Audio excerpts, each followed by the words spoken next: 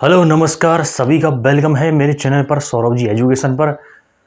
तो जब भी समुद्र की अगर गहराई नापनी हो तो उसमें वो गोता लगाना ज़रूर पड़ता है। बिना गोता लगाए बिना तैरे तुम उस समुद्र की या फिर किसी भी तालाब की या फिर नदी की गहराई का अंदाज़ा नहीं लगा सकते। जो लोग ऊपर ऊपर से उसको देखकर बात करते हैं ना, ये कितना गहरा हो सकता है, वो सिर्फ अंदाज़ा ही लगा सकते हैं। उसी प्रकार से अपनी ज़िंदगी में जो इंसान एक बार मेहनत की कुएं में जब कूद जाता है, मेहनत के समुद्र में जब कूद जाता है, तब उसको पता चलता है कि इसकी गहराई कितनी है। ये लाइन मैंने उन लोगों के लिए बोली है जिनके नंबर अच्छे नहीं बन रहे हैं, 40% नंबर नहीं बने, 35% नहीं बने बी पार्ट में, या फिर अच्छा स्कोर नहीं हुआ है, ऐसा स्कोर हुआ है मतलब जो सिलेक्शन से थोड़ा कम है। उन सब के लिए ये मैं बात बोल रहा हूँ, और उन सब के लिए भी बोल रहा हूँ जिन्होंने तैयारी ही नहीं करी। क्योंकि तुम लोगों ने तैयारी नहीं करी, कहाँ से स्कोर बनेगा फिर? अगर तुम ये सोचते हो एक महीने की तैयारी करने से मैं जूनियर अकाउंटेंट बन जाऊंगा, एक महीने की तैयारी करने से मैं एसएससी जीडी बन जाऊंगा, एक महीने की तैयारी करने से मैं RAS IAS teacher exam pass कर लूँगा, तो भाई तुम जैसे हज़ारों लाखों करोड़ों लोग हैं इस दुनिया में। ऐसी उम्मीदें और ऐसी चेतनाएं रखना अपने मन में अभी छोड़ दो। लेकिन मुझे पता है तुम लोग छोड़ोगे नहीं, क्योंकि अब तुम अपने आप को बहुत ज़्यादा महान समझते हो। तुम ये सोचते हो कि हम एक महीने पढ़ के हम एग्ज़ाम फाइट कर लेंगे। तो तुम जैसे हज़ार और लाख लोग इस दुनिया में पहले से मौजूद हैं। लाखों की संख्या में तो वो हैं जो सिर्फ मेहनत कर रहे हैं, डेली पसीना बहा रहे हैं। तुम तो उनमें भी शामिल नहीं हो। आई बात समझ में? तो छोड़ दो ऐसी चीज़ें। लेकिन जिनने अच्छी मेहनत करी है लेकिन फिर भी नहीं बन पाए, उनके लिए मैंने ये बात बोली है कि जब अब तुम मेहनत करोगे तब पता चलेगा कि कितनी गहरी मेहनत करनी है। जब तक मेहनत नहीं करोगे तब तक कुछ पता नहीं चलता। बिना मेहनत करे हर कोई किसी दूसरे पर डाउट कर सकता है। अब जैसे कि तुम लोग, कुछ लोग जो बाहर रह रहे थे, जैसे तैयारी कर रहे थे, मेहनत कर रहे थे, अब तुम्हारा नंबर नहीं बन रहे 40%। तो जिन लोगों ने तैयारी नहीं करी है वो सिर्फ कमियां निकालेंगे। जिनका सीईटी में सिलेक्शन नहीं हुआ 15 गुना की में, वो अब सिर्फ और सिर्फ मजाक ही उड़ा सकते हैं कि तुमने 15 गुना में सेलेक्ट होकर क्या उखाड़ लिया। तो सीधी सी बात बताऊं मैं तुमको कि जो लोग 15 गुना में सेलेक्ट नहीं हुए थे, उन्होंने सीईटी का विरोध किया। सीईटी हटाओ। क्यों हटाओ? क्योंकि उनका सिलेक्शन नहीं हुआ। सीधी सी बात है। अंगूर खट्टे वाली कहानी यहाँ पर लागू हो रही है। कौन सी? अंगूर खट्टे।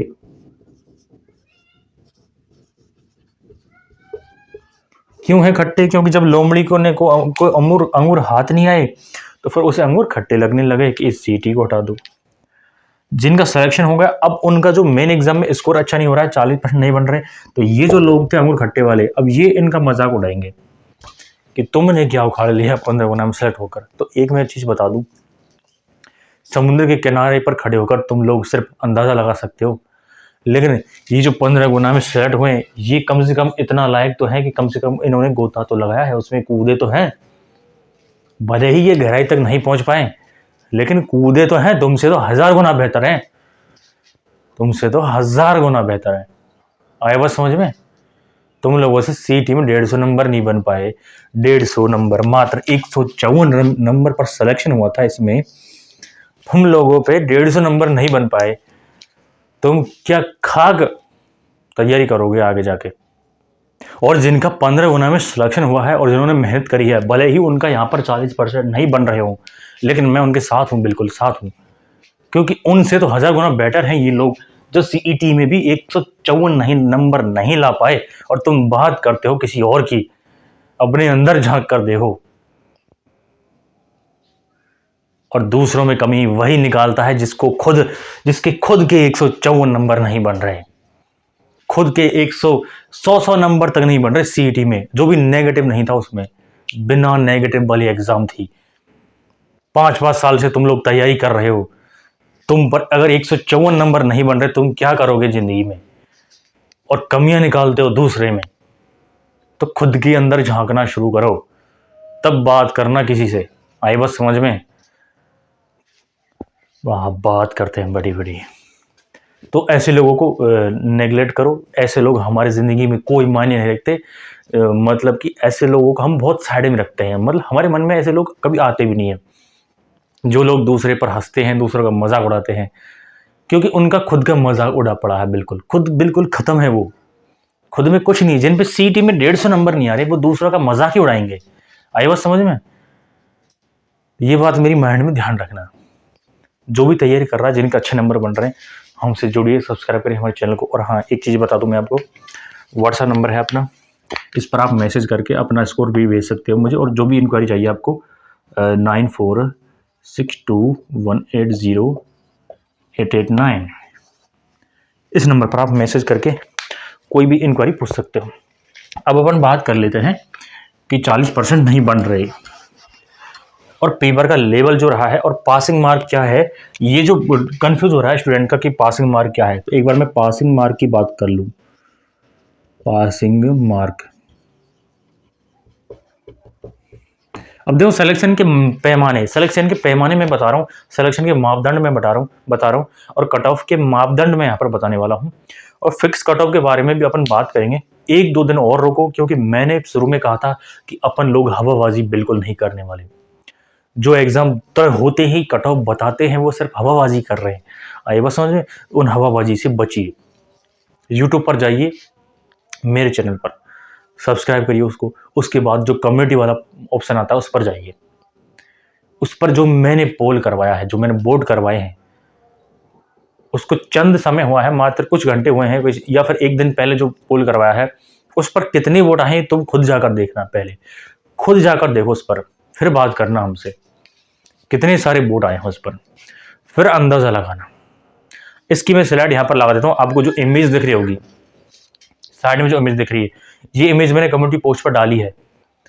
इसमें मैंने लिखा था कि आपकी जो जूनियर अकाउंटेंट का एग्जाम का पेपर का लेवल कैसा रहा। तो इसमें जो ऑप्शन है पहला वाला कि बहुत आसान था, इस पर मात्र 7 से 8 या फिर 9% के आसपास वोट दिखाई दे रहे होंगे आपको। बचे कुछ 90% उन वोट उन पर आए हैं जिन पर बहुत कठिन था या फिर सेकंड पेपर में खल्लास हो गया मामला। तो ये इमेज देख ली। ये इमेज आपको कहाँ मिलेगी? ये मेरी कम्युनिटी पोस्ट है, वहां पर जाओ। है बस समझ में। अब पेपर का लेवल बहुत हार्ड बताया है। तो जो पासिंग मार्क का जो कंफ्यूजन हो रहा है कैटेगरी वाइज, मैं आपको बता दूं। पहले SC SC, एक सेकंड, पहले मैं SC ST के अलावा बता देता हूं सभी का। उनको चाहिए 40% इन बोथ, मतलब दोनों को मिलाकर 40% होने चाहिए अप्रोक्सीमेट। जबकि दोनों में 35% होने चाहिए। पहले पेपर में, दूसरे पेपर में 35% नंबर होने चाहिए। जिसके एक पेपर, सेकंड पेपर में 35% नहीं बन रहे हैं, आप बिल्कुल डिस्क्वालीफाई हो। घर जाओ, मस्त करो, खाओ पियो, ऐश करो।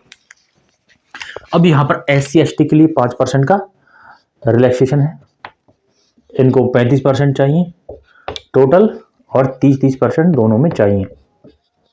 ये है पूरा मामला। अगर SC ST से हो, 30% बन रहे हैं सेकंड पेपर में, तुम लोग पास हो। तुम्हारी मार्कशीट सिलेक्शन के लिए जाएगी और वहां पर आपकी काउंसलिंग में आपका नाम आएगा और कट ऑफ इसके बाद निकलेगी। मतलब तुम लोग पास तो हो चुके हो। जिनके SC ST में 30% दोनों में बन रहे हैं और मिलाकर 35% बन रहे हैं। तो ये मापदंड है, पैमाने हैं। पहला पैमाना मैंने आपको इमेज दिखाई थी अभी मेरी कम्युनिटी पोस्ट पर, खुद जाकर उसको देख सकते हो, खुद जाकर एनालाइज कर सकते हो। खुद हमारी जो भी कमेंट्स बॉक्स भरी पड़ी है, ऊपर नीचे कमेंटें आ रही हैं, इनको पढ़ सकते हो क्या क्या कमेंटें आ रही हैं हमारे पास। दूसरी चीज यहाँ पर देख लिया। अब SC ST के अलावा जितनी भी कैटेगरी, उन सबको 40% लाना है, मिलाकर के 35-35 अलग अलग लाना है। जिनके मिलाकर के 40 नहीं हो रहे वो बाहर है, किसी एक में भी 35 नहीं हो रहे वो बाहर है। SC ST में मिलाकर 35 नहीं हो रहे वो बाहर है, और सेकंड पेपर में 30% नहीं बन रहे वो भी इससे डिस्क्वालीफाइड है। तो पहला पैमाना तो ये हो चुका है आपके सिलेक्शन का मापदंड। इतना कुछ है। अब पेपर का लेवल की अगर हम बात करें,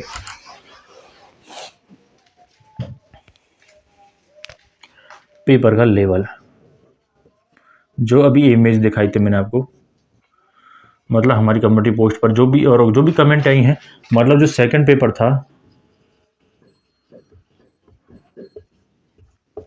बहुत हार्ड रहा है।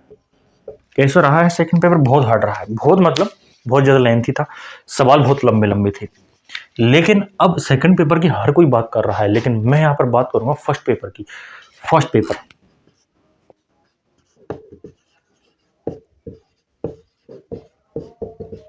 पहला पेपर,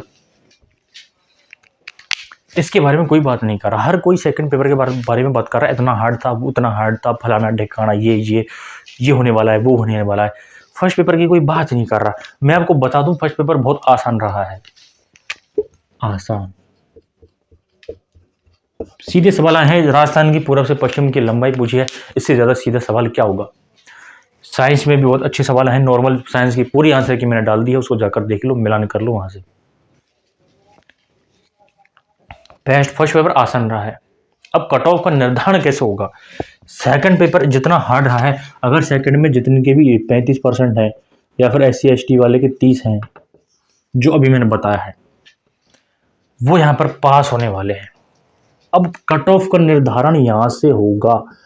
फर्स्ट पेपर से कट ऑफ का निर्धारण यही पेपर करेगा, क्योंकि सेकंड पेपर में स्कोर ज्यादा नहीं हो पाया है स्टूडेंट का। जो कट ऑफ का निर्धारण होगा वो कहां से होने वाला है, फर्स्ट पेपर से होने वाला। और फर्स्ट पेपर बिल्कुल आसान था, बिल्कुल आसान था। कोई माने चाहे ना माने, मेरे पास हजारों कमेंट है, बता दूंगा, और किसी से जाके पूछ लो, मैंने खुद ने देखा है पूरा पेपर, बिल्कुल आसान पेपर था। और फर्स्ट पेपर की तैयारी वैसे भी अच्छी थी स्टूडेंट की। तो इसमें 60% नंबर लगभग स्टूडेंट के आ रहे हैं, 55% 60% बहुत अच्छे स्टूडेंट के आ रहे हैं। तो कट ऑफ निर्धारण कहाँ से होगा। अब जिसके भी इसमें 60% बन रहे हैं और इसमें क्वालिफाई है, वो बिल्कुल सेफ जोन में है।